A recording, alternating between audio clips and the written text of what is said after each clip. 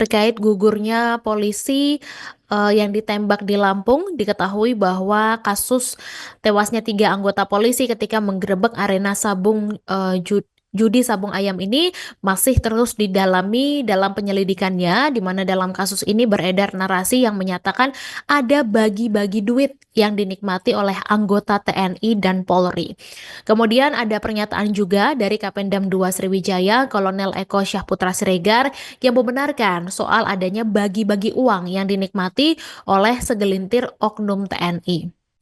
Tapi, dia juga mengatakan tidak tahu-menahu soal pembagian itu, intinya ada yang menerima uang dan juga, ada yang memberi dan ini sudah beroperasi selama 1 tahun.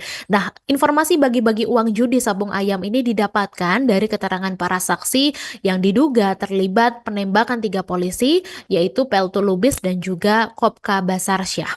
Jadi, dijelaskan memang ada setoran, begitu menurut keterangan dari saksi dan juga dia menegaskan pihaknya masih mendalami pengakuan dari para saksi tersebut. Diketahui bahwa, 3 orang polisi ini tewas ketika menggerebek arena judi sabung ayam di Waikanan pada Senin lalu, di mana ketiganya, tewas pada 17 Maret dan, untuk terduga pelakunya adalah 2 oknum anggota TNI yang saat ini masih berstatus sebagai saksi. Jadi belum ditetapkan sebagai tersangka Tribuners, karena ini masih perlu alat bukti, untuk mendukung sehingga nantinya, 2 saksi ini bisa ditetapkan sebagai tersangka.